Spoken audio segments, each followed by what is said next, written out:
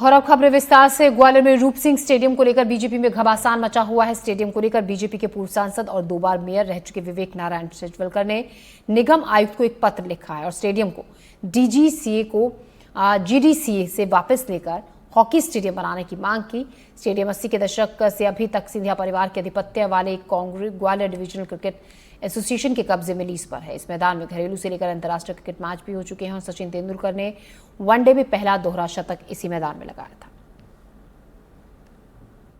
माननीय पूर्व सांसद विवेक जी का जो तर्क है वो तो जनहित में है ही, लेकिन हमारे यहाँ जो ग्वालियर डिवीजन क्रिकेट एसोसिएशन है उसने इस स्टेडियम को पुनः लीज पर देने के लिए जीडीसीए के लिए आवेदन किया है। उनका कहना है कि जीडीसीए इतनी खेल गतिविधियां करता है जिससे कि इस स्टेडियम का उपयोग वो करेंगे। अगर वो राज्य शासन को ये आग्रह करते हैं और खेल गतिविधियों को बढ़ाते हैं तो सरकार को उनके प्रस्ताव पर विचार करना चाहिए, क्योंकि जीडीसीए और एमपीसीए ये सभी हमारे राज्य की बड़ी संस्थाएं हैं। लेकिन हम चाहते हैं कि ग्वालियर की खेल गतिविधियां बहुत तेज़ी से बढ़ें और उसमें योगदान चाहे जीडीसीए का हो या राज्य सरकार या नगर निगम का अधिक से अधिक होना चाहिए। अब विवेक सेजवलकर जी ने जो लिखा है आपने मुझे बताया, मेरी संज्ञान में आया। मैं तो उसमें ये कहूँगा कि जिसका आधिपत्य वहाँ है उसी को वो संपत्ति मिलना चाहिए, उसी का आधिपत्य होना चाहिए। और मैं तो ये कहूँगा कि उसका रख रखाव पर भी ध्यान दिया जाना चाहिए। कहीं ऐसा ना हो कि उसके रख रखाव की में अनियमितता हो और अनियमितता में वो स्टेडियम जो बना था वो स्टेडियम खराब हो जाए। मुझे जानकारी मिली है कि जीडीसीए की लीज समाप्त हो रही है। ये स्टेडियम जो था 1960-70 के दशक में इसका निर्माण हुआ था। शुरुआत में केवल 3 गैलरियाँ वहाँ पर थी और अनेकों राष्ट्रीय स्तर के टूर्नामेंट वहाँ पर हुआ करते थे। कालांतर में जीडीसीए को वो स्टेडियम लीज पर दे दिया गया उनकी आवश्यकताओं को देखते हुए, और अब 2025 में लीज समाप्त हो रही है। इसलिए मेरा सुझाव था कि नगर निगम उसको अपने अधिपत्य में ले। और वैसे भी देखिए वो क्षेत्र जो है वो एक तरह से पूरा खेलों के लिए समर्पित एरिया है। वहाँ एक क्लब परिसर है, उसके अंदर कवर्ड बैडमिंटन कोर्ट है, टेबल टेनिस की सुविधा वहाँ पर है, फिर लॉन टेनिस की सुविधा वहाँ पर है। इसके बाद बाल भवन बच्चों के लिए एक अच्छा वहाँ पर सुविधाएं उपलब्ध है, स्केटिंग रिंग वहाँ पर है, तरण पुष्कर वहाँ पर है। तो मेरा मानना है कि अगर वो स्टेडियम नगर निगम के पास आ जाता है तो एक बहुत अच्छा वहाँ पर एक खेलों का संकुल, मिनी खेलगांव बोला है मैंने, वो बन सकता है। हम इस समय ग्वालियर के रूप सिंह स्टेडियम में हैं और ये इस रूप सिंह स्टेडियम का इतिहास कई चीज़ों से जुड़ा हुआ है। रूप सिंह स्टेडियम का जो निर्माण है वो रूप सिंह हॉकी के अंतर्राष्ट्रीय प्लेयर थे और जो हॉकी के जादूगर कहे जाते हैं ध्यानचंद, उनके भाई भी थे और उनके साथ खेलते थे और दुनिया भर में उनका नाम था। उनकी ही याद में ये रूप सिंह स्टेडियम हॉकी का बनाया गया था।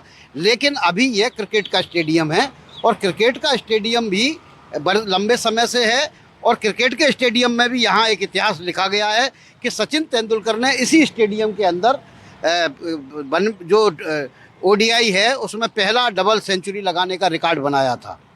लेकिन अब इस स्टेडियम को लेके एक नया विवाद शुरू हो गया है और विवाद भी सत्तारूढ़ भारतीय जनता पार्टी के अंदर ही है। भारतीय जनता पार्टी के वरिष्ठ नेता, पूर्व सांसद और पूर्व महापौर विवेक नारायण सेजवलकर ने एक पत्र लिखा है नगर निगम कमिश्नर को कि इस स्टेडियम को जीडीसीए से वापस लिया जाए और इसमें हॉकी समेत बाकी गतिविधियों को बढ़ावा दिया जाए। दरअसल जब माधवराव सिंधिया ने ग्वालियर से चुनाव लड़ना शुरू किया तो उन्होंने यहाँ क्रिकेट को बढ़ावा दिया, ग्वालियर डिवीज़न क्रिकेट एसोसिएशन का गठन किया, लेकिन उसके पास अपना स्टेडियम नहीं था तो उन्होंने नगर निगम से इस स्टेडियम को लीज पर लिया और लीज पर लेने के बाद यहाँ क्रिकेट के लिए तैयार किया और फिर अब यहाँ तमाम अंतर्राष्ट्रीय मैच हो चुके हैं। अब जीडीसीए का अपना एक क्रिकेट स्टेडियम बन चुका है और इसकी लीज रिन्यूअल होना है। इसी बीच विवेक नारायण सेजवलकर ने यह चिट्ठी लिखकर इस विवाद को गरमा दिया है। कांग्रेस भी यही कह रही है कि ये हॉकी का स्टेडियम है और यहाँ हॉकी की जो गतिविधियां हैं वो होने चाहिए। तो अब एक अलग ही स्थिति पैदा हो गई है।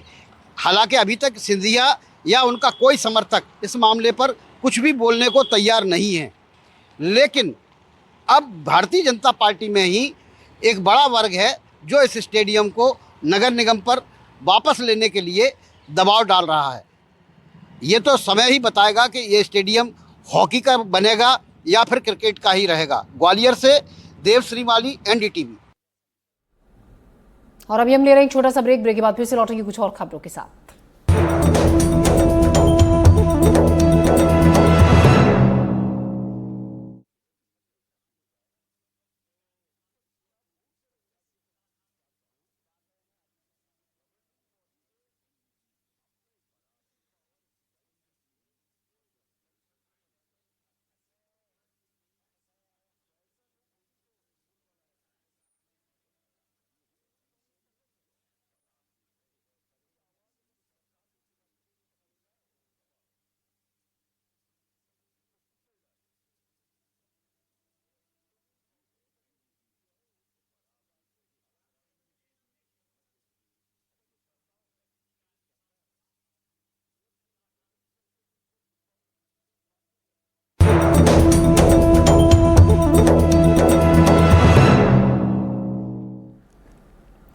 खबर श्योपुर से, जहां कूनो नेशनल पार्क में चीता प्रोजेक्ट की शुरुआत के बाद चीतों की चहलकदमी के लिए कूनो नेशनल पार्क का दायरा बढ़ाया गया है। लेकिन अब इसी से किसान